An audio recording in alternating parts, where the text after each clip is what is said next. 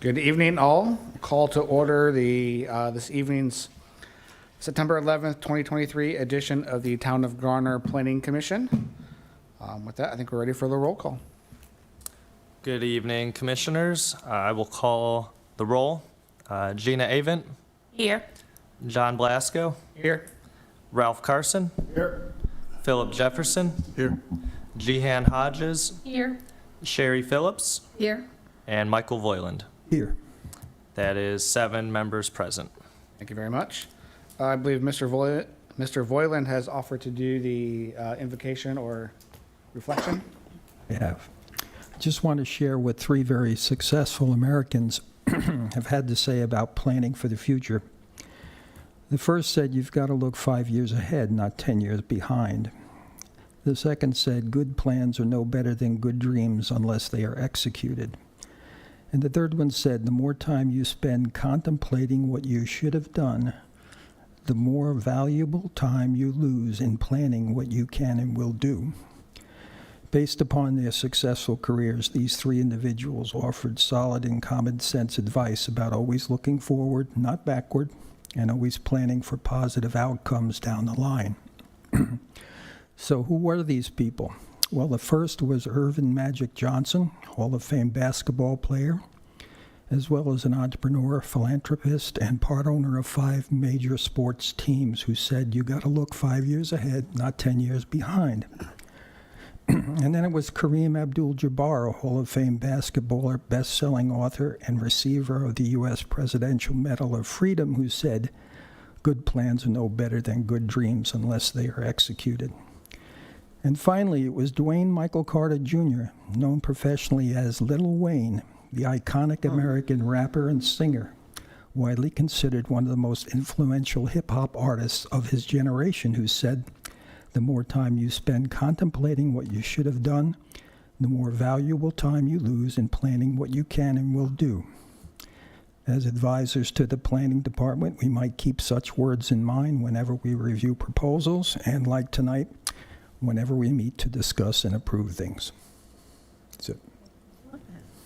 Thank you very much. Great words as always. Much appreciated. Moving on to next item of our agenda, the adoption of the agenda. Do we have a motion? I'll make that motion. And a second? All right. We have a motion and a second? Second. All right, perfect. We'll just do all in favor. All in favor? Aye. All opposed? None. All right. The meeting minutes. Any comments or corrections or edits on the meeting minutes? Just one correction. Under the roll call, if they could spell my name correctly. We can fix that. All right. Do we have a motion? I make a motion that we accept the minutes with the one correction of Mr. Carson's name. And then, do we have a second? I'll second. All right, we have a motion and a second to approve the minutes with Mr. Carson's amendment. All in favor? Aye. All opposed? None. All right. Thank you much. Moving on to the next item of our agenda, the Garner pedestrian plan. So, Mr. Chairman, members of the commission, I don't have anything additional to add for you, but you all did ask for a little more time to review the document because it is fairly thick. But that's the nature of a comprehensive plan. We try to get everything, whether it's a year from now or 50 years from now. So again, if you all have any comments or if you have questions, I am here to try to answer them as best I can. The goal was, again, to give you more time to hopefully make a more informed recommendation to the council on this matter. So I'll turn it back over to you for discussion. All right, thank you. I have a handful of comments, but I'll let others speak first if there's any questions, comments. Mr. Boylan? We'll just go down the road. Okay. I have no specific comments or questions. I went through the whole thing. Just want to say that it's a hell of a document. Extremely well done, extremely well organized. You can tell they put a lot of effort into this. Who on our committee, was it Ralph who served on that or in some capacity? Early on. Early on, yeah. It just struck me as, wow.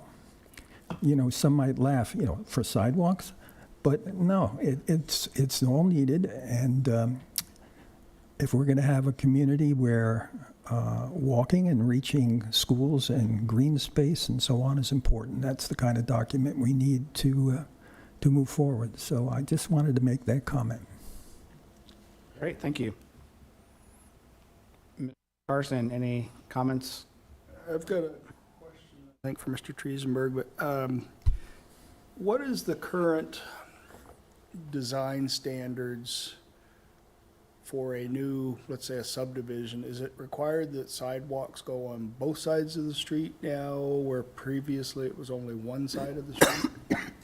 Yes, so under the previous ordinance, depending on the type of street, it may have only required sidewalks on one side. That was usually the smaller local streets, so primarily in the single-family areas, you would just have sidewalk on one side. The new ordinance made it both sides, because the old ordinance used to only require both sides if it was a wider street. So now it's both sides of every street. Just a follow-up on that. So I'm looking at the Hunter's Mark subdivision, which is kind of in that northeast quadrant there. And the existing sidewalk currently is on one side of the street, the full length of Hay River Street.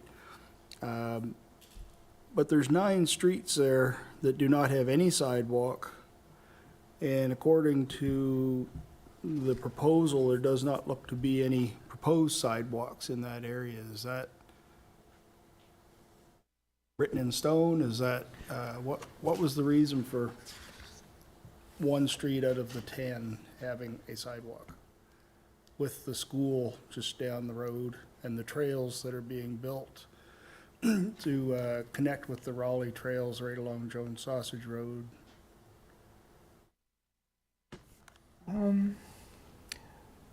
So that is marked as an existing sidewalk, correct? Correct. Okay.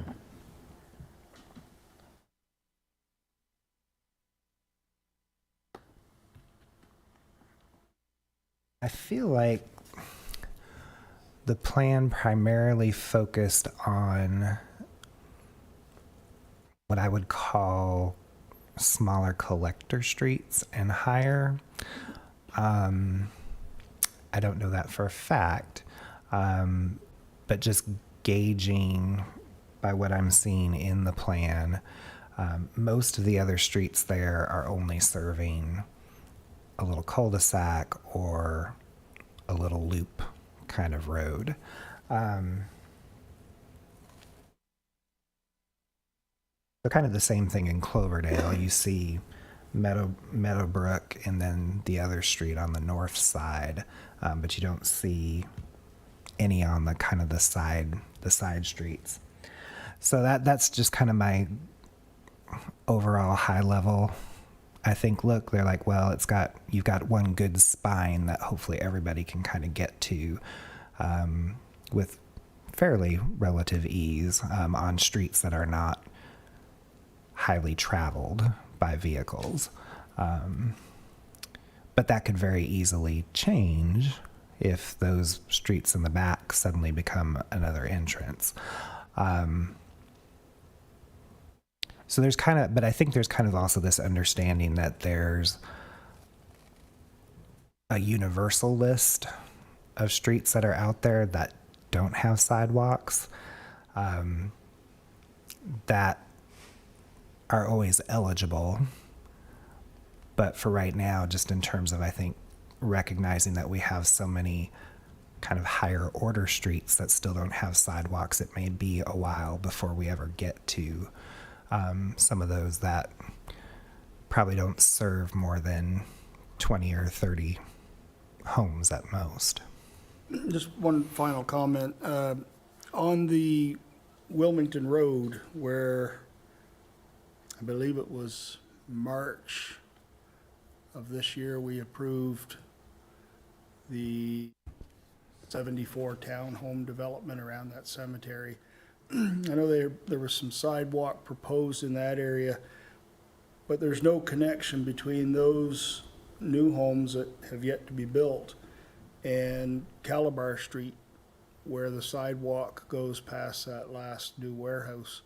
There's a short distance there of a few hundred feet that staff may want to look at making that connection so that those people can walk out to,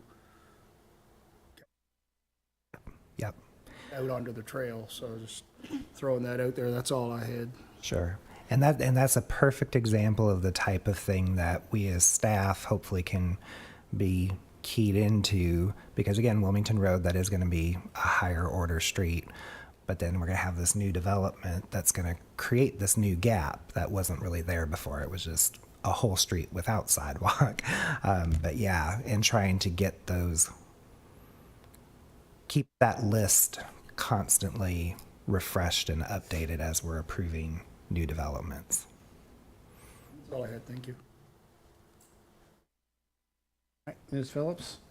I don't have any questions. All right, Ms. Hodges? No questions at the moment. I'm good. I have none. Mr. Jefferson? Nope, all right, my turn. That was pretty good. I like how you did that. I was like, wait a minute. I really didn't have a whole lot to say. And I agree with Mr. Boylan. I think, the document is just well detailed and it kind of aligns with our UDO, our new plan, the way that it's kind of written and kind of even graphically. My only comment is not a comment that something doesn't exist. It's just making sure that, and I think I saw this when I looked at it, is making sure that where we have Go Raleigh stops, that our sidewalks are following and connecting those locations. And I've seen it, saw it in the map. I think the overlay graphic of the Go Raleigh stops, I think just overlap the blue line work of where our sidewalks are shown. But I just wanted to just make sure that we are connecting those walkways to get people to those bus stops. And I know that bus stops are a whole other plan, but I think that was really my only thing to just bring up.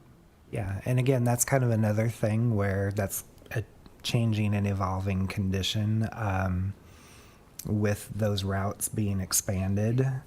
And one of the nice things about that, though, is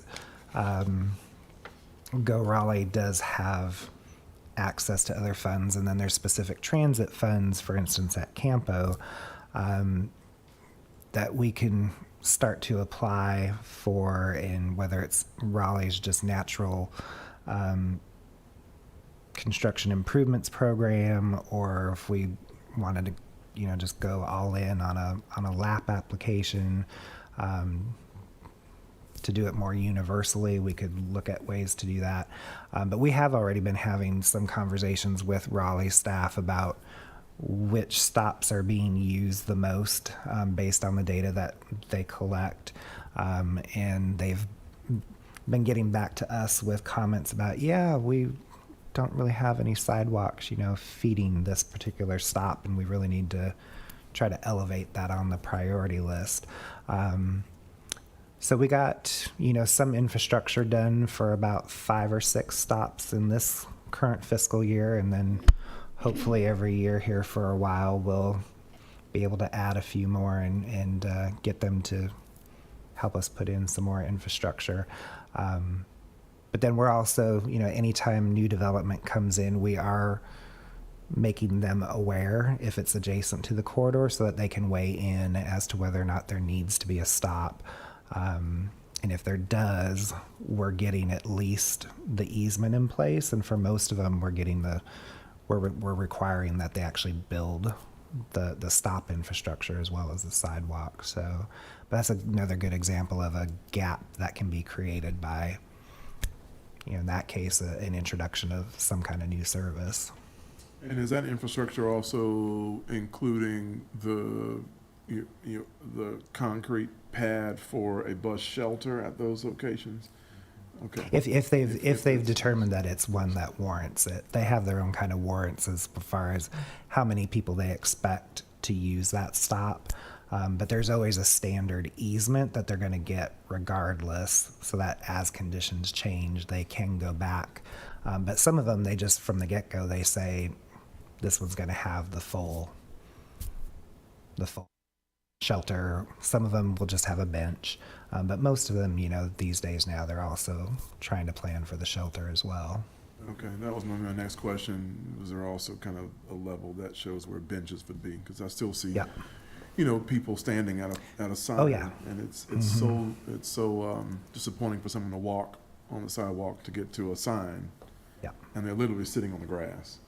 And I drive by and I'm like, this is not something that I like seeing, because it just says there's no reason to walk to the bus stop if I have to sit on the ground, so why use it? And we had this conversation when we talked about the bus routes before. It's kind of like the cart before the egg, or the egg, chicken and egg, which comes first. Right. So that was my only kind of comment, just to make sure that was thought of in those walkways that are connecting those buses. Done? No, it's all you. All right. I'm going to dive into the map first. Just a couple things I thought maybe were worth noting. I know that our mapping's always a work in progress, but I noticed at least one neighborhood that's built on this map, now called Magnolia Park.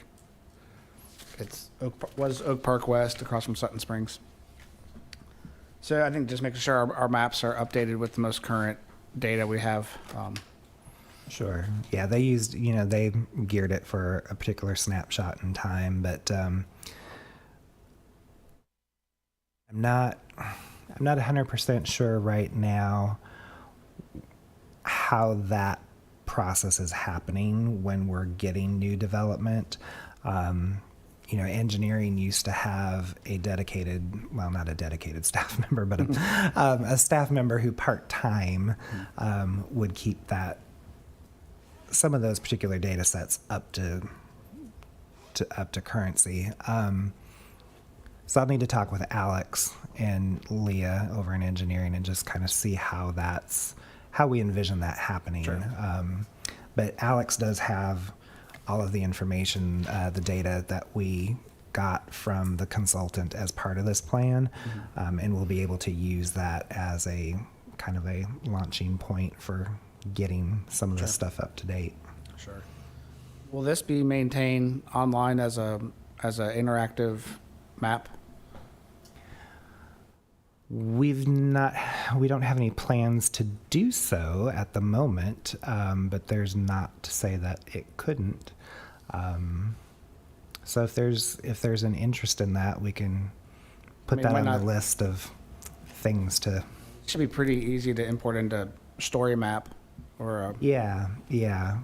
Just I just caution everybody that for his first 6 months, we have a lot of data standardization and things to kind of get in place, make sure that we got our groundwork solid before we go too far. But yeah, we've already got a few requests in for some 6 to 12 month out projects. So Gotcha. All right. Looking at the map, I guess I'll try to describe it as best as I can, but I don't know if you have it up on the screen. I think being able to connect Meadowbrook Park to the Greenway to the north, if there's a way to, maybe there's a connection there somewhere. I think anytime we can connect greenways to parks is always a good thing. What that route may be is up to the consultant, but I think that would be a good opportunity. And I'm trying to think, get beyond just the standard sidewalk down the street to Hebron Church and then over and up and right. or whatever. So I do know we have at least identified a side path. So while it's not completely off-road. We do have a 10-foot multi-path, Okay. multi-use path. Speaking of park connections, again, this may be more challenging than it's worth, but just with the new Yergin Road Park, and there's a greenway just south of 70.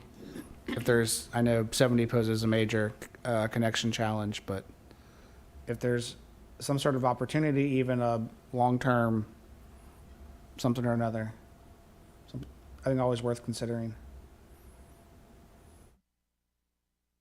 And then kind of in the same vein, if there's a way to tie our greenway system into the Neuse River Trail, I know it's a big, long stretch and it's probably pieces outside of our jurisdiction, but I think, yeah, up there to the northeast, any sort of, just even a gesture to say that this is an important connection, and it's probably a collaboration with the city of Raleigh and whoever else, but I think just I don't want to exclude or ignore just because it crosses our boundary, just gestures.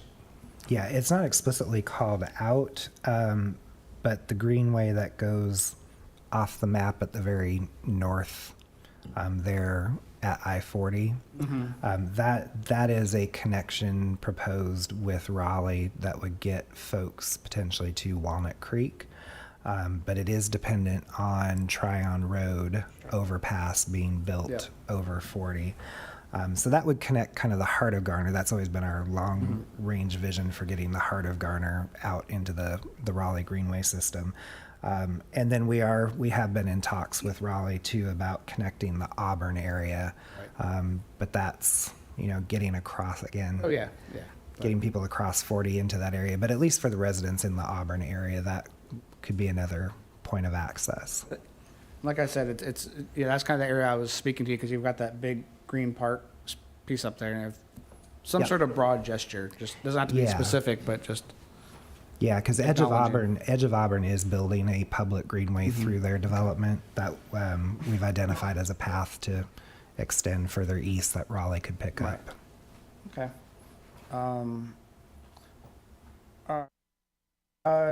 Do you have the book open? Don't have the book open online, but I have my copy here with me. Okay. I'm going by page numbers in the PDF, so hopefully they match up Okay. to page 93. It's the one with the 4 different sections. Had a couple comments on the sections. It's 94 on mine. Okay. I would, recommend maybe there's the 6-foot buffer between the curb and the side path. Maybe that varies based on the speed of the road. A 55 mile an hour road, or even a 45 mile an hour road, that 6 feet may not feel as comfortable as it does on a 35.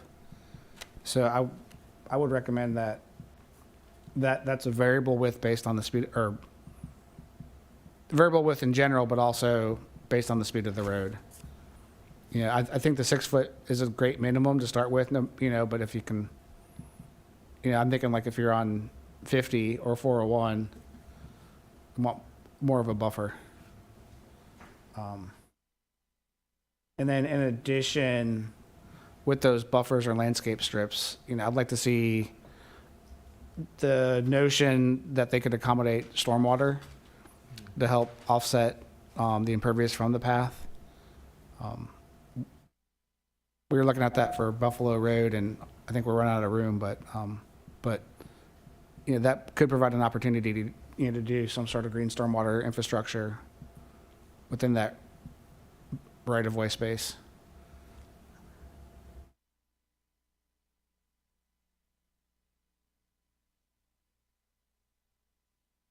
And that's kind of a theme for me, or a overall comment is just, show opportunities where we could do some sort of green, stormwater. On the next page, I still make the same comment about, wider buffers on higher speed roads. It's kind of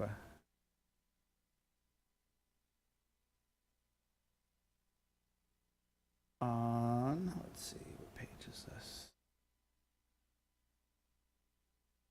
I think page 95, the crosswalk one, so probably 96 in yours. I think we missed a couple opportunities. The pictures do a great job of showing pedestrian refuges and that sort of thing, but it's not addressed in the text at all. So some of my missed opportunities, and I'm happy to send you these comments offline as well too, but I think art crosswalks are a great opportunity. There was a mention further in the document about using paint and, but it wasn't specifically addressed as a crosswalk opportunity. Great opportunity for kids to come out and do something on a Saturday and make a community event out of it. I think we need to consider bump outs and pedestrian refuges in the medians. Those are also great opportunities for pedestrian safety, whether it's a refuge or just a bump out, but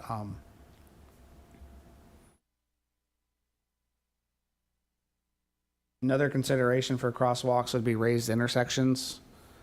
I wouldn't see a raised intersection necessarily on 50 or on 401, but maybe in some of the neighborhood roads. Could be a good traffic calming. Maybe in the downtown area, possibly. I think it's not something I would use everywhere, but I think they have their place. And then back to the idea of green stormwater infrastructure could be, whether it's in bump outs or those medians, those provide opportunities to collect stormwater.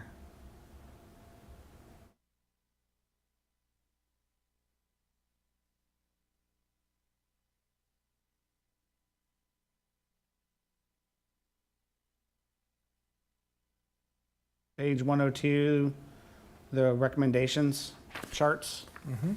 I might consider a category in your chart for funding source. Something to the effect of town only versus town and partners, or developers. I feel like there's some of these projects that might be just solely town funded through bonds or whatever, but others you're gonna have the developers do as that area gets developed, or if on bigger projects where you might need partners, LAP funding and DOT and whomever else. Something just for consideration. Which kind of leads into my comment about priority projects. You got the criteria, but there's no criteria based on funding. And again, I think maybe this is more complicated than it's worth, but just thinking about, how is the funding help with the prioritization of a project? If you might have these projects that score really high, but as priorities, but it's going to take 6 different partners to fund it, which means it'll never get done, or it'll get done in 15 years. So, just thinking about how can we take that funding data and sources and then tie it to the criteria, and then, is there a way to rank the projects based on funding availability, short-term, mid-term, long-term? Again, going back to the idea that a sidewalk or a multi-use trail project on 50 is probably a ways out, because it's going to come when DOT widens 50, but that may not be for 10 years. But but the town might have money to go in and fix a couple gaps that score lower on the list. So is there a way to sort of think about that short-term, mid-term, long-term criteria as well? So the way this was set up was to take. They purposely didn't get into the funding side of things, and I think we kind of had to talk with council about this too, because they kind of you look at it and you're like, oh well, priorities, and then you start looking at the project and you're like, well, that's not really our priority. So the purpose of the prioritization here was just to really focus on general accept general criteria that if all things were kind of equal, these are the things that would be important. But we all know that each funding source is going to have its own design, their own stated goals and objectives. So while it does give kind of this baseline ranking, once we get kind of each funding pot, whether it's our own bond dollars or whatever, we recognize that we're going to have to go through a reprioritization based on what that funding source is trying to accomplish. And it could be as simple as just saying, okay, well, this funding source is targeting this, so we can keep the criteria the same, but we just know that for this funding source, these projects are going to not be considered. And then you just go with what's left. Or it may introduce a new criteria that we didn't really envision. And then we just have to add that and kind of rework the scores a little bit. So I think that was important, because we did get the question too about even why did we choose certain projects to have kind of the detailed examination done. That really wasn't about priorities. It was about trying to get a smattering of or a good sampling of the types of projects that we might encounter, and just to get a deeper dive into, okay, if you're going to have a side path, these are the kinds of things that you're going to need to be aware of. So it was more of a sampling than we picked those because they were high up on the priority list. So yeah, that is a limitation of this, that we do know that that's going to have to come back and. I mean, would it, kind of go back to one of my earlier comments, would it make sense on the project table to add that column that says, that gives it a 1, 2, or 3 based on funding on cost? So that way, when you get those dollars, you can sort based on, is this an inexpensive, is this a medium, or is this a crazy expensive, or whatever that sort of category is. That gives you just another sort to help prioritize. Essentially, yeah. But I mean, it might be good just to know that, something on 50 is going to be, kind of like I kind of equate it, to the dollar signs you see for restaurants. You got the McDonald's is, $1 bill symbol, and, you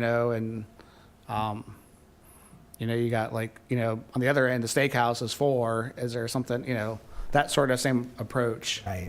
Where it's not very specific, but it gives you at least a range of, this is 100 feet of sidewalk.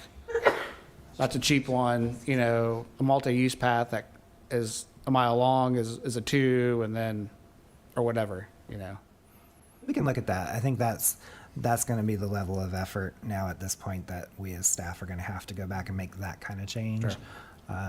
But yeah, we can continue to talk about that. Okay.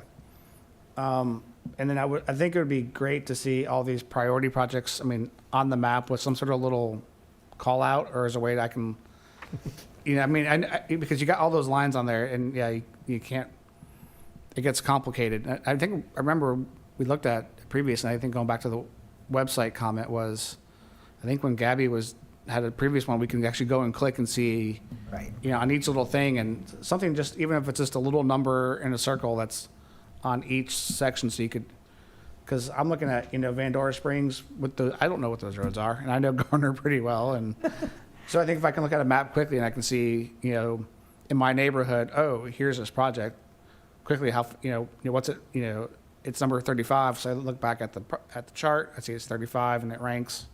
If there's a way to sort of correlate that so it's a quick read. Yeah, that again would be an Alex project at some point. Does that already work with the document that Gabby did generate with this content, or did this come from Not that? necessarily, no. What she generated that one time for a prioritization was separate from this. That actually preceded us, I think, getting this grant opportunity. So they may or may not match I see. exactly. Okay. And then some of them may. But again, she did that at a very kind of high level. Like you didn't want to zoom too far in with with that line work. That's okay. Yeah. That would help with Mr. Blasco's comment about the map being more interactive, because that. would Yeah, exactly but the good what- news is we do have the mapping files created for this document. Right. So okay. we'll have it. It's just that it's going to take somebody to create the functionality. Yeah. All right, moving on to page.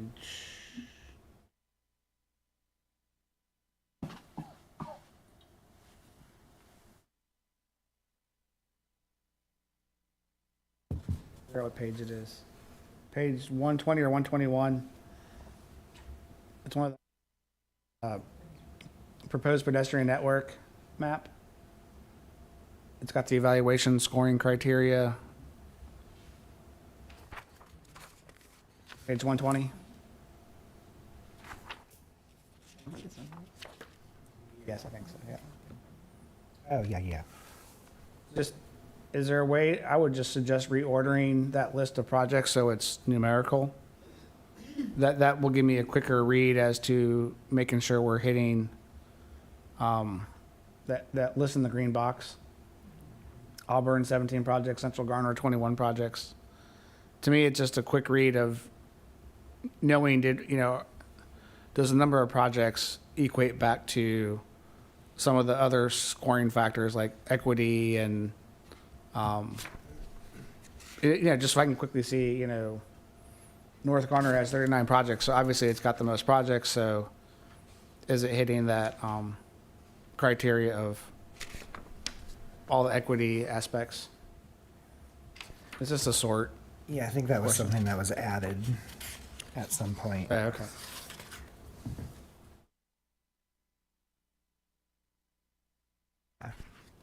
It looks to be alphabetical, but kind of want to see it numerically.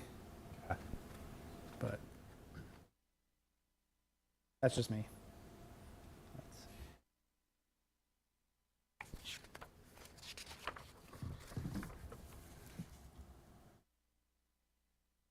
I missed a comment of mine. Going back to the priority, my comment about the map, about calling them out on the map.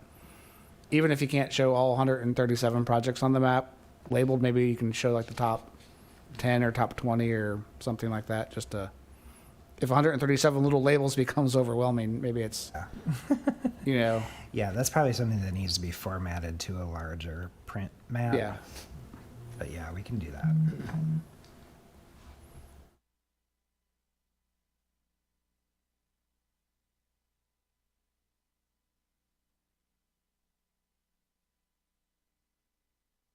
Well, I did have a comment about project evaluations, but I think you maybe debunked my comment.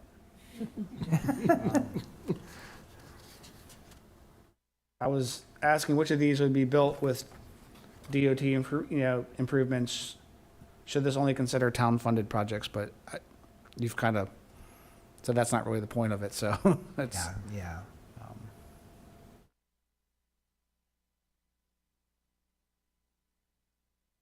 On 126, the cut sheet for the NC 50 sidewalk. I was unsure as to why you were only recommending a sidewalk along 50 and not something more like a multi-use path or a side path, but with a wider buffer. So there is on the one side. So we have sidewalk on one and a side path on the other. Well, then, in that case, I might recommend that section shows the full street width and not just a partial. So that you show the side path on the one side and the sidewalk on the other. Is the side path still number 6 in your version of the document, or did we? The cut sheet number 2 is in my draft was the NC 50 sidewalk, and then Yeah, it is. cut sheet number 6 is the side path. 50 between Timber Drive and 70. The other one is south of. Oh yeah, it is. But it does extend. It just chose that section to highlight, but it does continue south.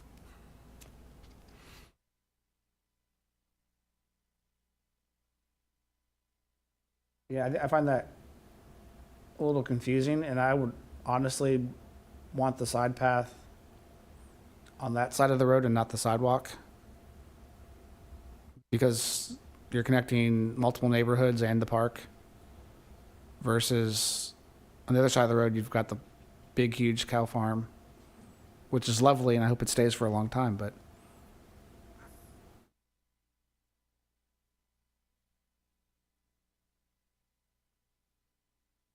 Yeah, I forget why that we looked at the entire corridor. I think it was influenced by further south. the water treatment plant and connection to Buffalo Road and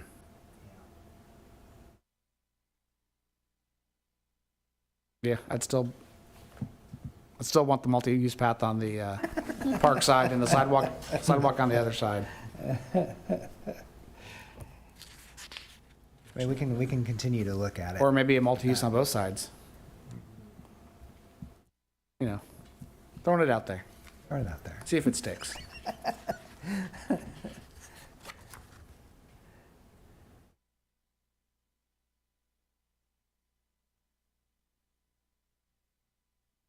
And my last comment was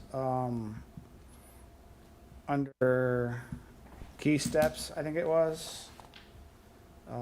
Just to develop an ongoing reporting policy to ensure that progress is being accomplished. You know, I think going back to what Mr. Swain has said about previous planning efforts, where it's a great planning effort, but we've got to make sure we provide a mechanism to look back and make sure that we've actually done what we said we're going to do, and then have a way to evaluate, make sure that we stay on track. I mean, I know this doesn't necessarily give us, we're going to do, you know, these 5 projects this year, but I think there should be a way to evaluate our progress through some sort of mechanism or reporting or. Yeah, we're trying to. There's been discussions about trying to use dashboards of various kinds to try to communicate that information better. I don't know that we have the answer quite yet, but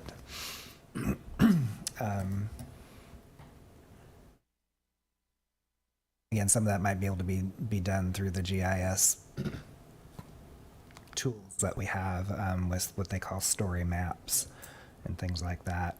I'll admit I can talk about them, but I don't really have much experience with them personally. But I keep throwing Alex's name out. He's gonna really.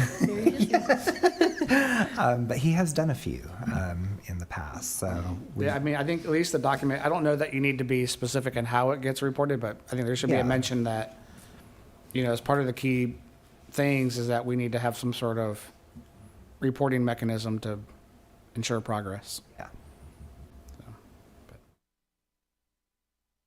I think those were my only comments. I think that's good, but I think, yeah, again, overall, job well done. I think it's comprehensive and, I think some of the smaller kind of just, hey, can we mention some of these things in the text? We can probably get the consultant to add some of that. The other stuff that's more larger, they've just, again, we don't have control over the funds. That's the DOT holds the purse strings, and they've pretty well exhausted their allocation.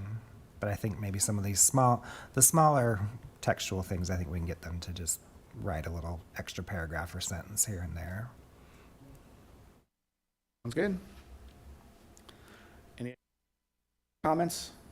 A question, academic question. Is there anything different in the public easement needed for a sidewalk versus, or is it just covered by the road's right-of-way? Usually they're covered with, like, we plan to cover them with the road right of way. But sometimes I'll use Garner Station Boulevard as a good example. the right-of-way for that was procured years and years ago.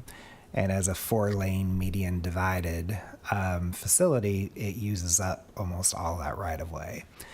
And so for some projects that have come in there, we've been able to get some additional right-of-way to keep the sidewalk. That's always our preference. But there are many cases where the sidewalk is like partially in the right-of-way and then partially out. So we do then have the developer record a pedestrian easement or an access easement to cover that extra 2 or 3 feet width of the sidewalk that doesn't fit within the right-of-way.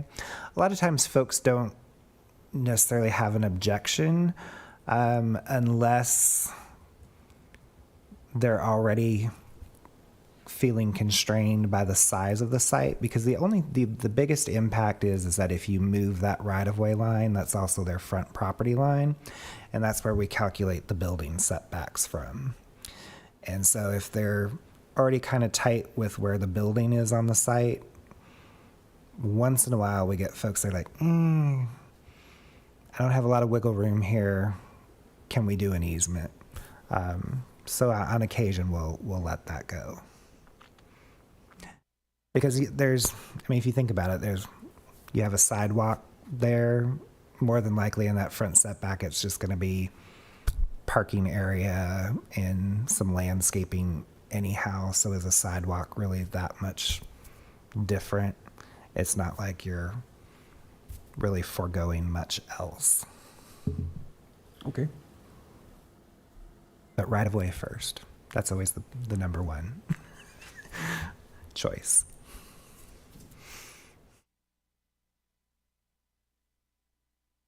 All right, anything else? So at this point, you're looking for either a recommendation or a not recommendation. That would be correct. Hopefully the former. Since I hear no more discussion, is there a motion on the floor?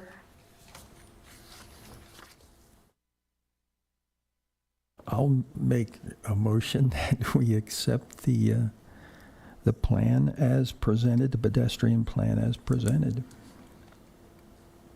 Second. And recommend approval to the town council. I do recommend approval to the town council. Second. All right, so we have a motion and a second. I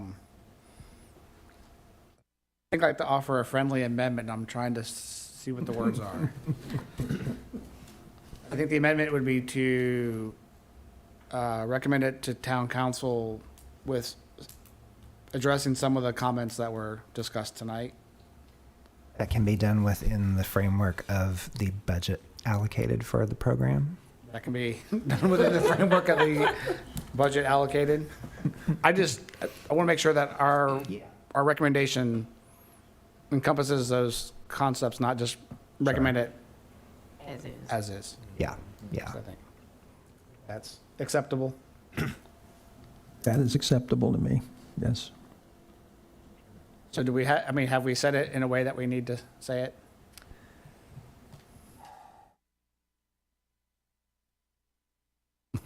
All right. So the motion would be to recommend it to town council, taking into consideration the revisions and comments that were discussed tonight within the framework of the allowable budget. Is that? I think that works for me. It sounds like my motion. All right. That is the motion on the floor, and I will call the vote. Gina Avent, Aye. John Blasco, Aye. Ralph Carson, Aye. Philip Jefferson, Aye. Jehan Hodges, Aye. Sherry Phillips, Aye. and Michael Voiland. Aye. That is unanimous, 7 ayes, 0 noes. All right, fantastic. Before you get to your report, I'm going to step in for a second. On the heels of our pedestrian plan, I do want to invite everyone out tomorrow to White Deer Park Nature Center for a community meeting for a new side path along Buffalo Road. The firm I work for, and me specifically, is developing a side path along Buffalo Road, and we're having a community meeting for our 30% design, so perfect timing given what we discussed tonight, so Which side? it'll be on the Lake Moore neighborhood side. What time is the meeting? It is 4 to 7. Okay. Oh, is it the whole time? It's an open house. Okay. Yeah. Drop in. It's like, that's, It's a drop-in open house. okay. Come by, perfect. say hello, and then, Seeing the signs, but they were too small to read the information driving by. yep, 4 to 7 at the Nature Center. Perfect, thank you.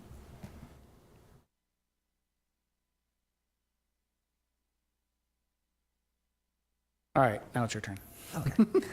Um, We'll move on to planning director report.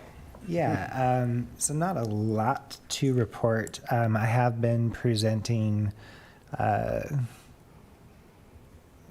continued kind of plan edits for Garner Forward to the town council.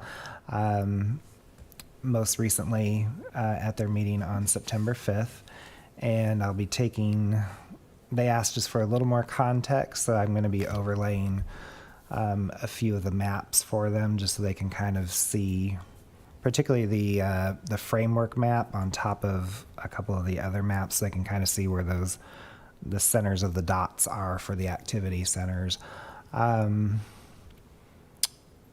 we did talk about some of the map edits that we all talked about here at the Planning Commission as well. So there's a possibility that maybe one or two of them might get taken off the list or moved or something.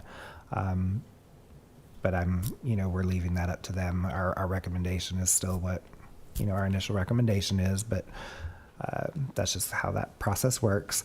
But we are hoping to have a vote on it sometime in October, probably the second meeting now. We have stressed with them, that again, at some point, we do want to get it hopefully adopted. Either that or we continue to use the one that we have on the books. And I don't know that anybody really is gung-ho about the one that we have on the books now, that we've done all of this work, and there's a lot of good stuff there. So again, just keeping in mind that the plan is a guide, the UDO is the rules. Not everything's going to be consistent. Things change tomorrow. A good example of that we talked about was, the whole area there by George's Landing on 401. Back in 2016 or whenever we did the previous plan, we didn't do a whole lot of, admittedly, forward thinking in that area because we knew utilities were going to be such a challenge. And there was no answer on the horizon at that time. So we left it largely, continue to kind of plan for it as is.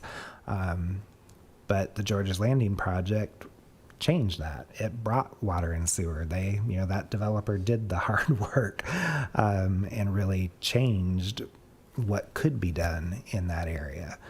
So you never know, whether it's a month from now or a couple years from now, that there's not going to be some fundamental change to the existing conditions that warrant you to look at it in a different way. And what seemed reasonable last month may not be the reasonable thing a couple months from now. So again, just trying to kind of set the expectations and, talking to people about how the plan actually gets used and what it means and what it doesn't mean. So yeah, we are targeting hopefully October to get a vote on that. But again, appreciate all your work on that over the last year, because it has been just now over a year that we've been engaged with that process. Other than that, I'm just trying to think on the staffing front. Let's see. Alex and Thomas have both been hired. I think I've mentioned. So Thomas is our new planning tech. He's working kind of at the front desk part of the department. He's working with Allison and Joe.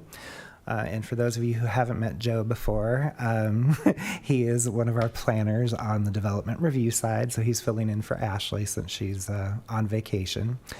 And then Alex is our new GIS person. We are advertising for the Planner 2, which is the fourth of those positions on the development review side that would work with Allison, Joe, and Thomas.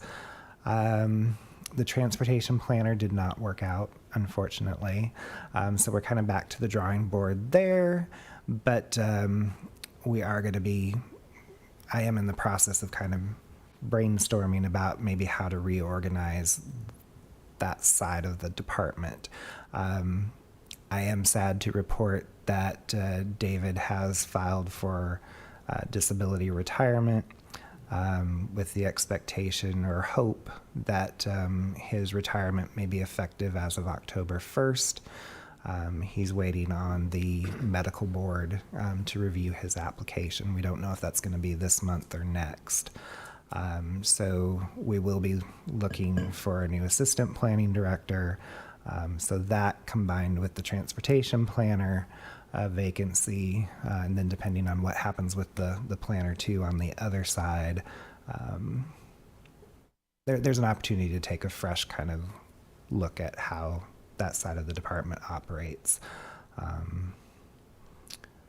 yeah, so I think that about covers everything in terms of, can't think that there's been any projects that have been voted on recently that have come through.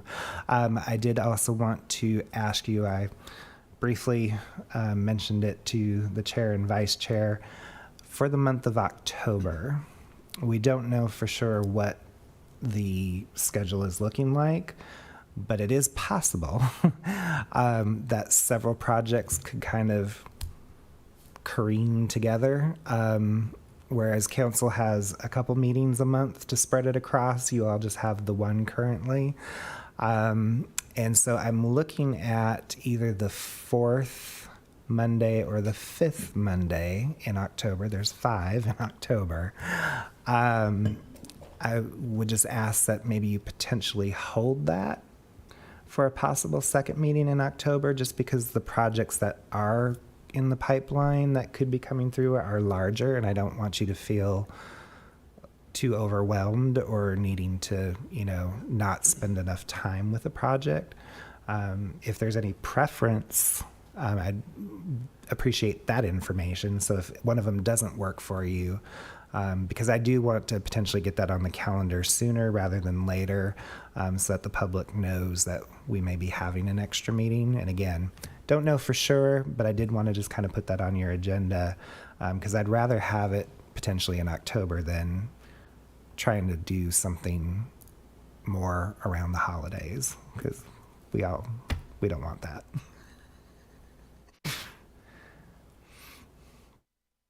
So any initial feedback on that? I think both Mr. Jefferson and Mr. Blasco said either one would work for them. Same here, 4th or 5th if it had to be. Either one would work for me. 4th would be preferable, but Preference, either one. I'm unsure of my travel schedule right now with work, but Same, so I will actually not be able to attend the initial, the October 9th meeting. I Okay. will be flying back. If there is a option to jump in virtually, I could do that. I'll hopefully be settled in an airport during that meeting, so I'm happy to jump on during that time. But otherwise, I will make either one that works for the group, so I can be here. Let's tentatively target the 4th one. How's that sound? Okay. Same time. Yes. Yeah, we try not to upstate the schedules too much. That's right.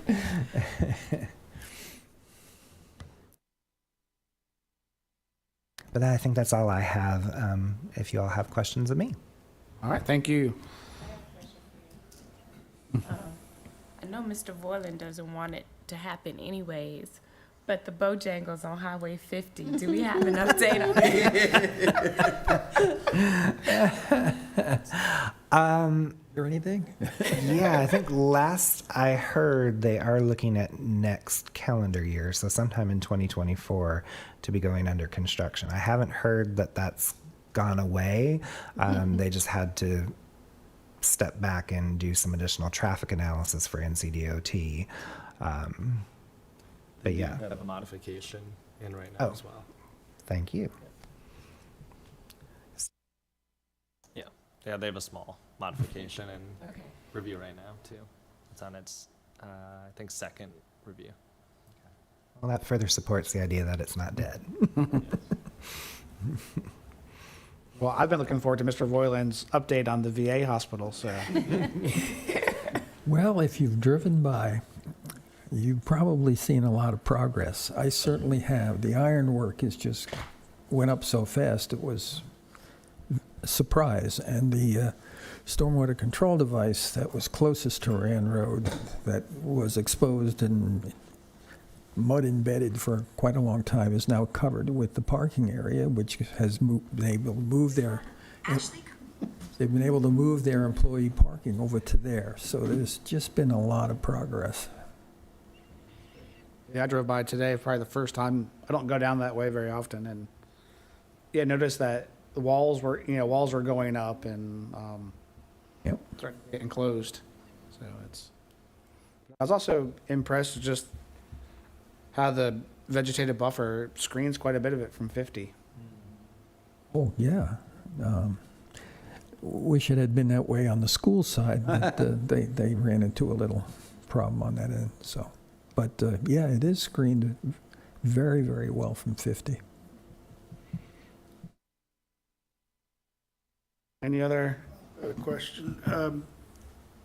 The last several months, there seems to have been a downward trend of the number of applications coming before us. Are you seeing that in the pipeline? Are things trending down with interest rates going up? Is there some other issues you're seeing, or are we just in some kind of a lull that's gonna blow up here in the fall? No, I think actually just, council is taking a little harder look at things before they refer them to you. So I think there's just been a little bit of a shift there in them not wanting to, necessarily have the project come to you with some things that they consider to be either unknown or not defined well enough. So we've had a few projects that have just kind of been caught up in that. But there has been a scaling back, I will say, even on our pre-development meetings. There for a while, for a couple of months here, they were still fairly steady with a couple of those a week. But now here, for this month, I've only got one on the schedule. So not to say that may not change, but yeah, I think there's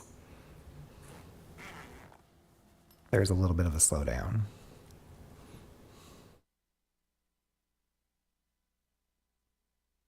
But sometimes it's hard for us to really see it because we're still seeing everything that's already been through your review and council,